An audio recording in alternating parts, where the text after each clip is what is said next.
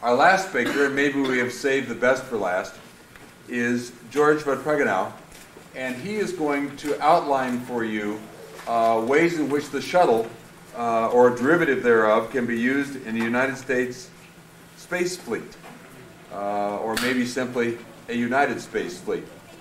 George. Thank you so much. The next slide, please. The next one. This study came out from an effort to derive more payloads from the shuttle, and the discovery associated with it was that safety can also be much increased. The motivation for all this effort is pretty obvious. We want to show God's excellence to lead us to the fulfillment of our happiness, and we want to be a spacefaring nation in the full sense,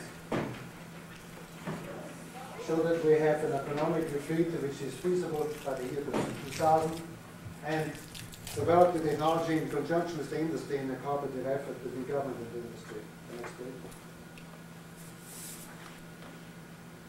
Technology has a certain growth process, and it is, however, a state of readiness to do greater things. Lasting technology needs to be done by government inspiration and has the purpose to always do it with care and great love. And every engineer will know in his heart how much care we had earlier, that we work for nothing, even sometimes to get things accomplished. The next slide, please. The enterprise we talked earlier does thrive on the risk we have and the promise, the hope. And this is the enticing moment where we want to go into enterprises because we do hope for great returns. The next slide, please.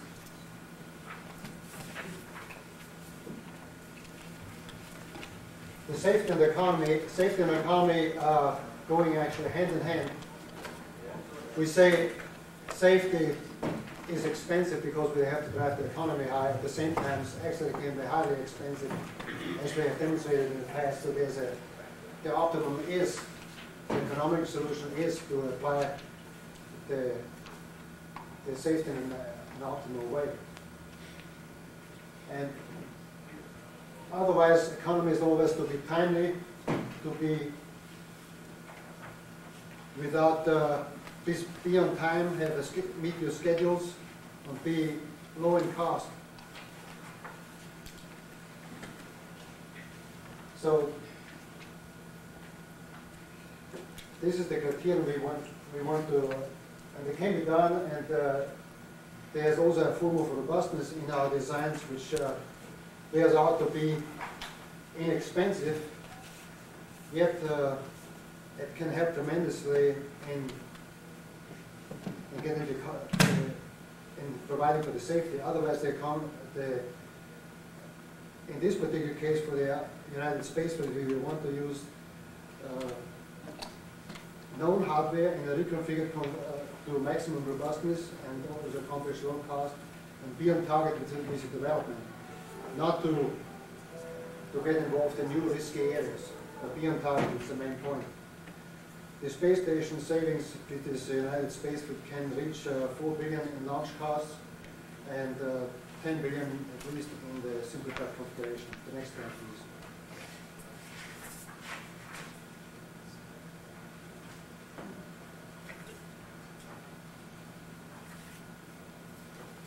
please. The space fleet consists of several modules. It utilizes the space shuttle hardware to the fullest. You will see in a few minutes how this is done. It consists of external tank, which is a forward external tank, and has a reusable propulsion avionics part.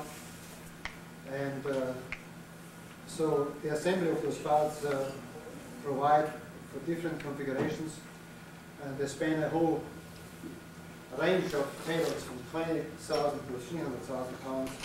When we talk about 20,000, we talk about the regular missions in the satellite area, and 300,000 we go into even the SEI. The volumes are impressive. They go from 10,000 cubic feet to 55,000 cubic feet. The next slide. The next slide, please.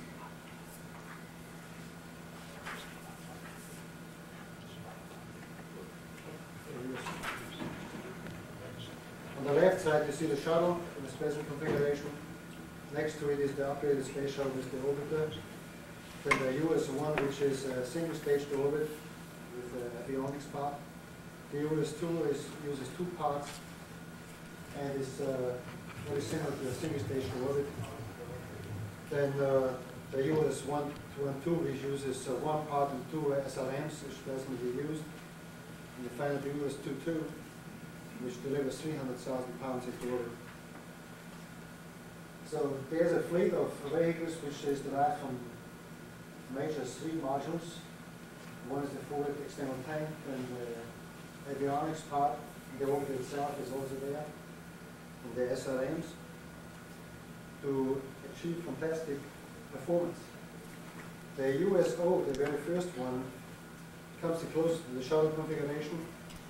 It has a huge cargo hold which is hidden behind the orbiter in this picture, and it has large volume. It's not limited for the downward range, for example for landing in an emergency case, and can lift 80,000 pounds of payload, where the present shuttle is limited to 40,000, mainly because of emergency landing.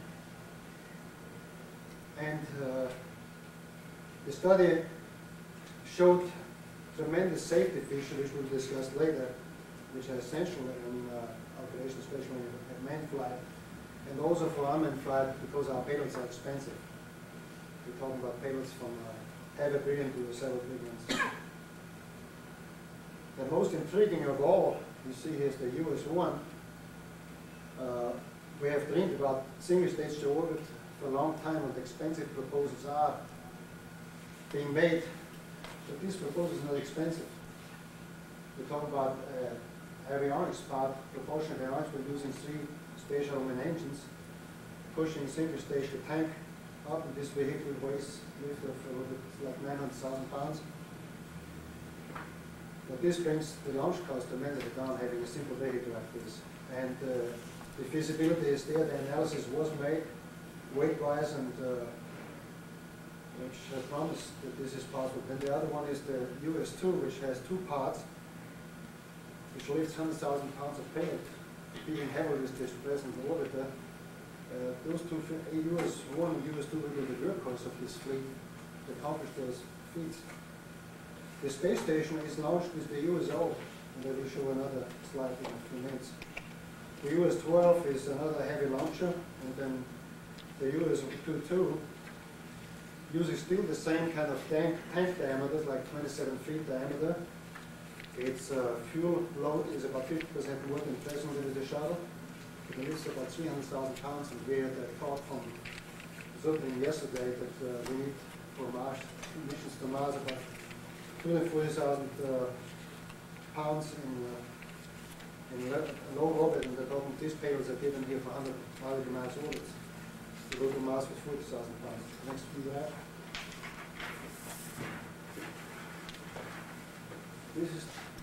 This is a wind tunnel model which we use to, and it doesn't come out well in the room here, to demonstrate that the pressure center is acceptable.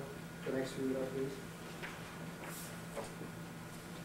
This is the avionics propulsion part using three SSMEs and control surfaces, and also has some ohms, and is unmanned in general, but can be also used as a rescue vehicle for moving.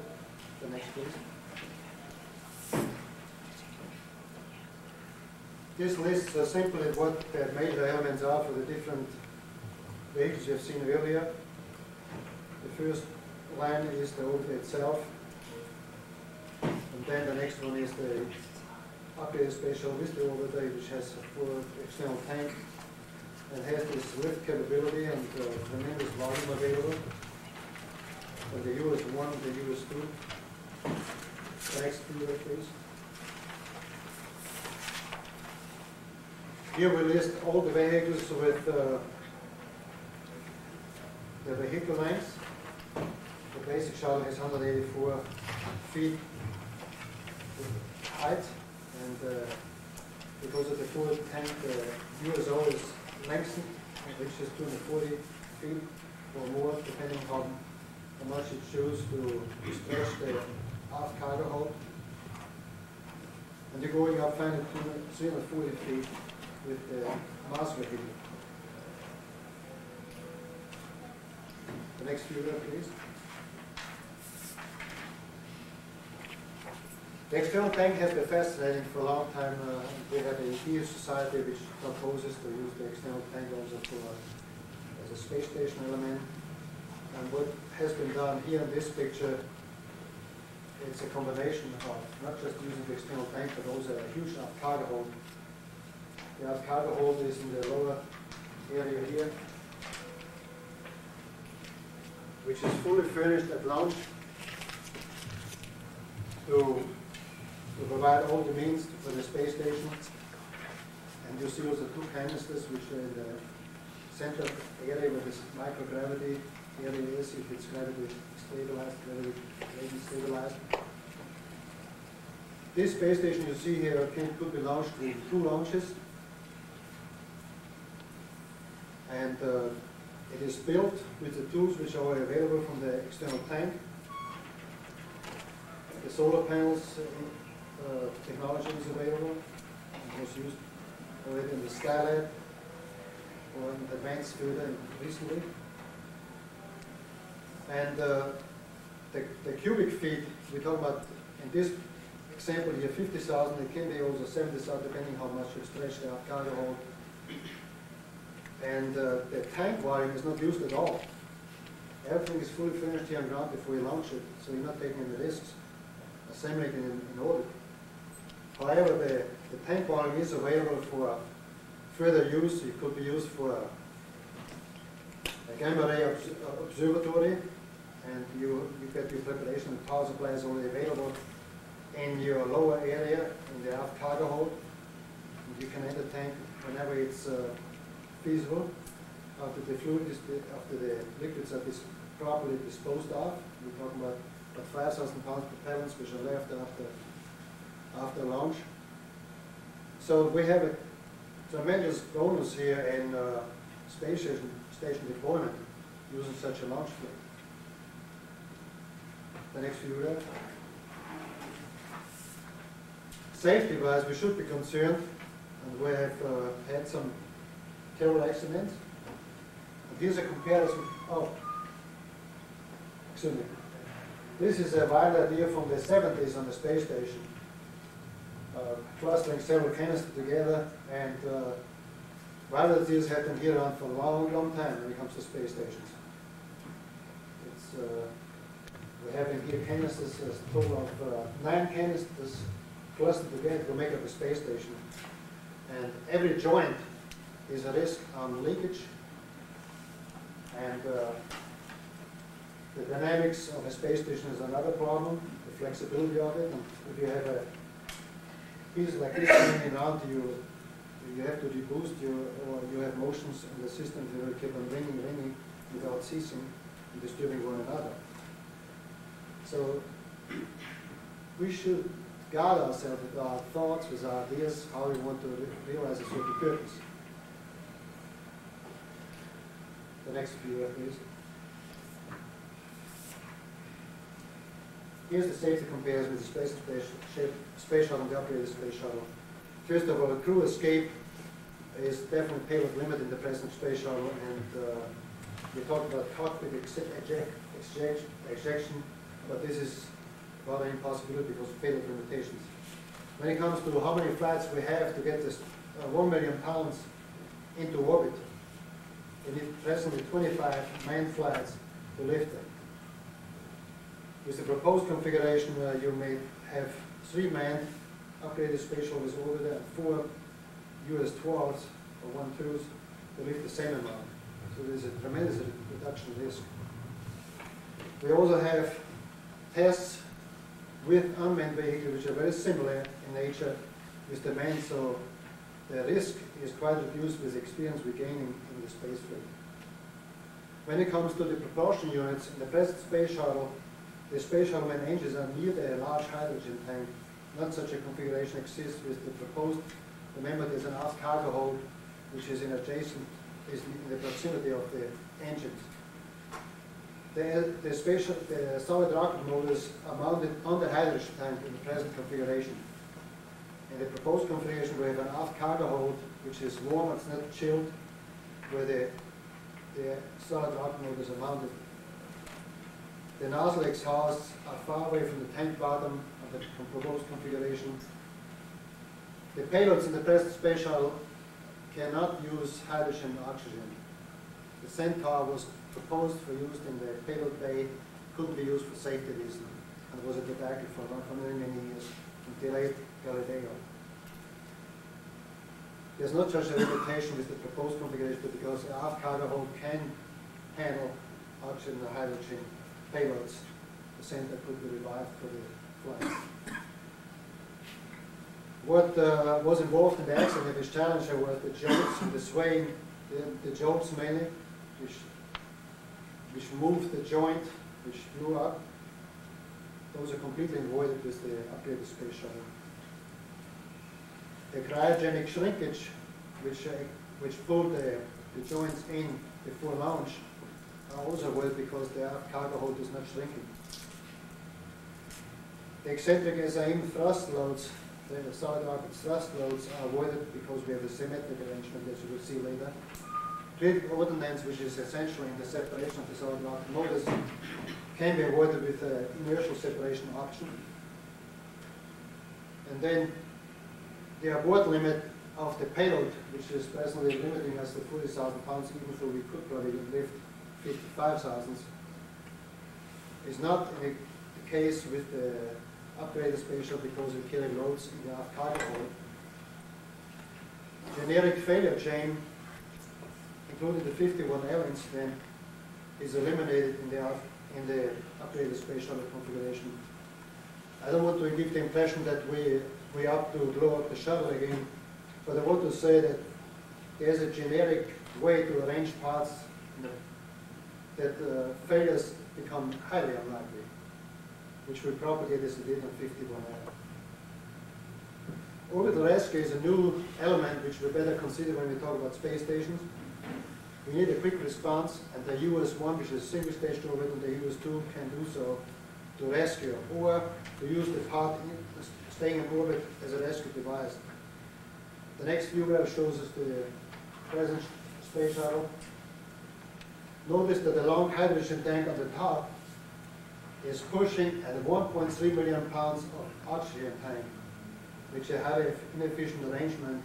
The hydrogen tank is only 270,000 pounds heavier than load. Then notice also the tie points of the hydrogen tank to the solid rocket motors on the upper picture on the right side.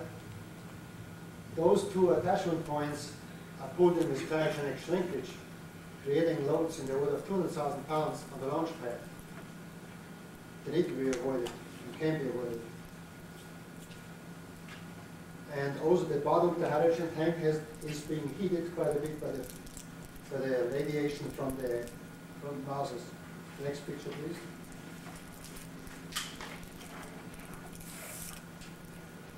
Here's the upgraded space shuttle. You see yoke structure. There's a little bridge which connects the SRMs. And in this particular picture, I display how the separation could be done. The other way of separating the SRMs from the aft cargo hold and the tank. You could separate it the same way as you do today, but the main point is there's a yoke in the back which catches the thrust at the center line of the solid rocket motors and avoids the bending of the solid rocket motors. It would be a rather simple device to install now today and improving the quality of the solid rocket motor instantly without redesigning the solid rocket motors. You see all the payloads sticking out with the cover in the back in the middle picture, and then you'll see sometimes how fast the separation takes place on the 1G. The next picture, please. This is the top view and the side view of the USO, which is the old upgraded space shuttle orbiter. On the bottom you see quite clearly that the LOX tank is in a new position. The hydrogen tank has more or less flipped around. You see also the migration of the center of gravity with respect to the center of pressure. It's acceptable and can be controlled. The next picture.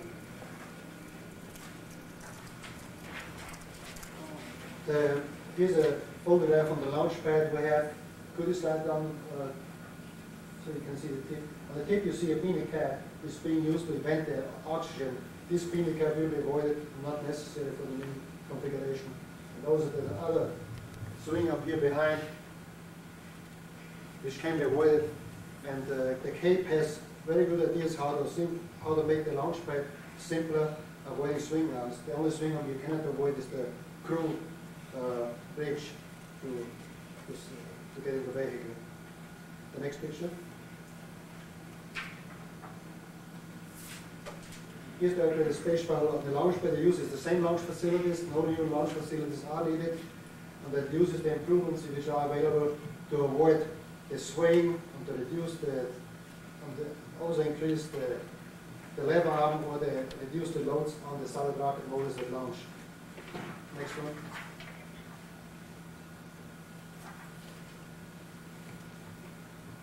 This is the hydrogen tank is up here. This empty space is all filled with the cargo hold. But remember, the hydrogen tank is not in this location anymore. It's a whole lot of cargo hold fills the places between the solid rocket motors. The next one, please. Now here's some cost figures which we have seen earlier. Ed has shown plenty of it. And I'm not going down as low as he proposed, like $50 per pound. It's a wonderful thought. But here listed the expendables, the space shuttle, the upgraded space shuttles. The payloads range from 1 to 30K in expendables. The space shuttle can lift 40K, meaning 40,000 pounds. And for the upgraded space shuttle, as mentioned earlier, we go from 20,000 pounds to even 300,000 pounds from the same elements. The launch cost per pound is about 6K to 8K, and it falls within your range for the expendables. And on the space shuttle, we were hoping for $460 per pound in the past, and then we thought we had $2,000 per pound. Now we're talking 17,000 after the accident and the many hydrogen leaks we had. The USO, which also uses the orbiter, simplified that it has twice the payload capability, it reduces the figures from 1K to 8K. I would say we're closer to the 1,000 pounds per payload than to 8,000 pounds, because I don't think that we will have hydrogen leak problems like this on the updated space shuttle, because we don't jerk the lower areas where the cross feed takes place between the hydrogen pipes as they pipe over to our orbiter. And the US-1, which is a single-stage orbit, I think we can make it for 1,000 dollars per pound, remembering how simple the vehicle is. Then the US-2 should make it should drop down to $500 per pound. It's a workhorse. And the US-12, I wish they could do more than that, but we still have a stacking solid rocket motors. So we're talking about $400 per pound. The US-22, which also uses two solids but also two parts, we should be able to reach $300 per pound. That means we come into a price range, as Ed has shown, the Russians are presently proposing with the expendable fleet.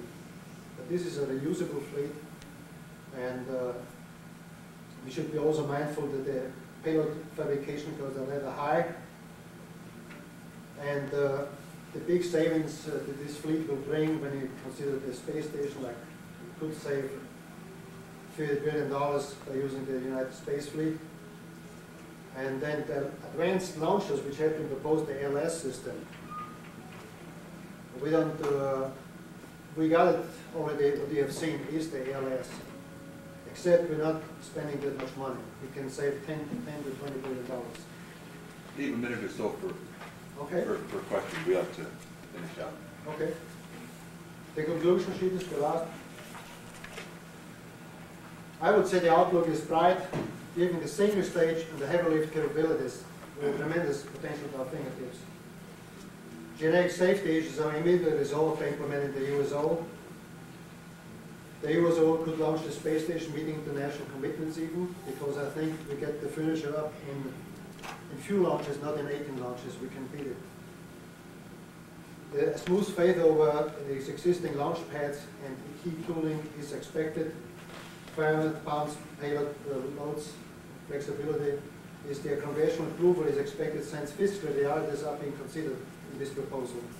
The global leadership is secured for a garden nation moving forward in the 21st century. Thank you for your listening.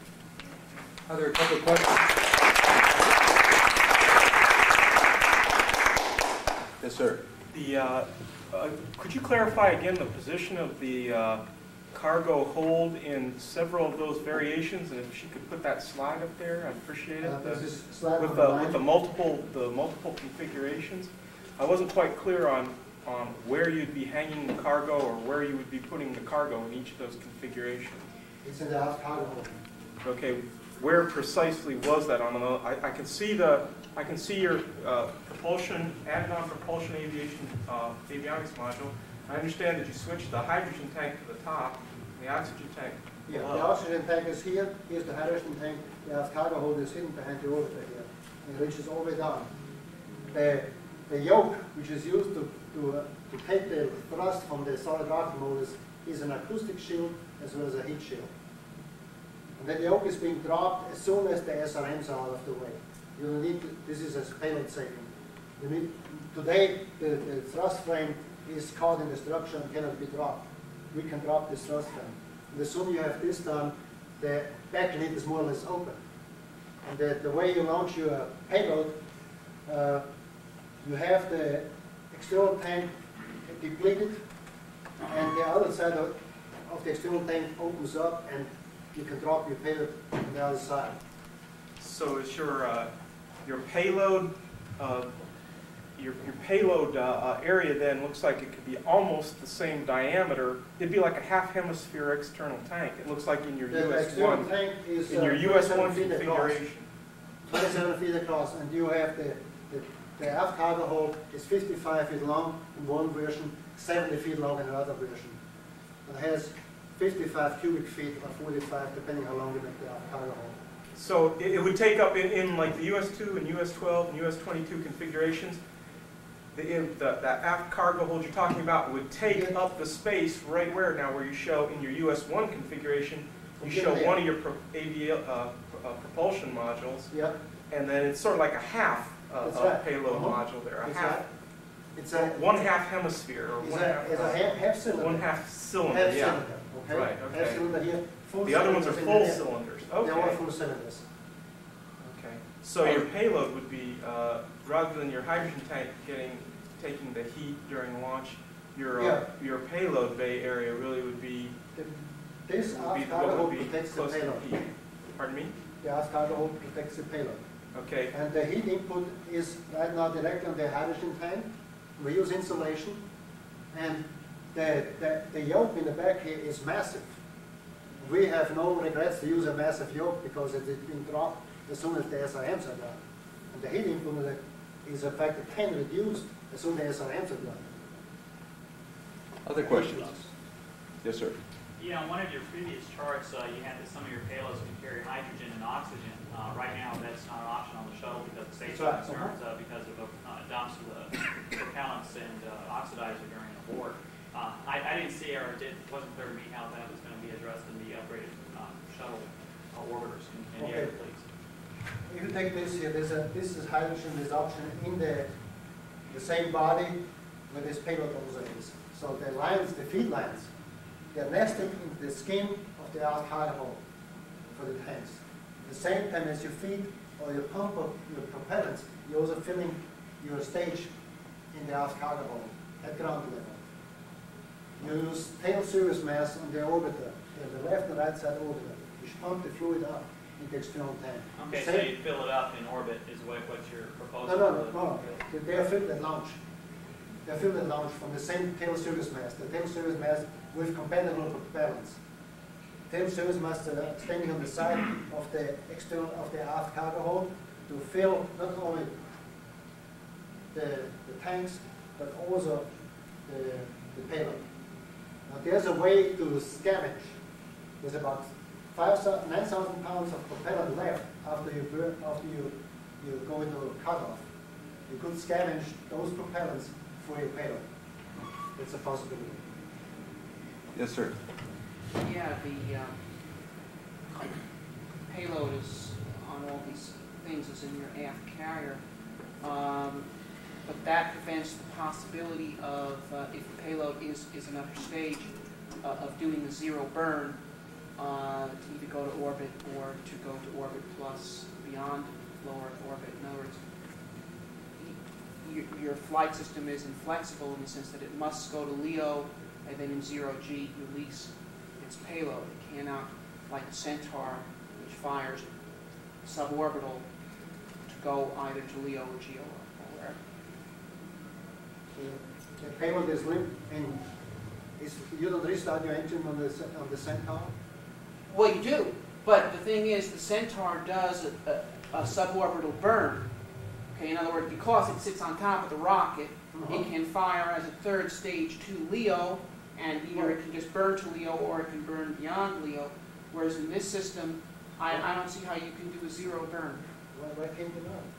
You drop your AP at the front, and the container is open. You have to throw your panels away on the upper stage too. Like if you take, for example, the moon flight with the Apollo, with a clamshell, you have to open up to get the ram out. Okay. So you're saying you're just blowing away everything. You throw this up, you open up. The configuration you see here has lots of safety considerations. The hydrogen strength has to be prevented to pull the solid rocket on the launch pad. It's considerable. It's 27 feet across and 50-degree hydrogen. It's a load. And how you get the thing safely arranged.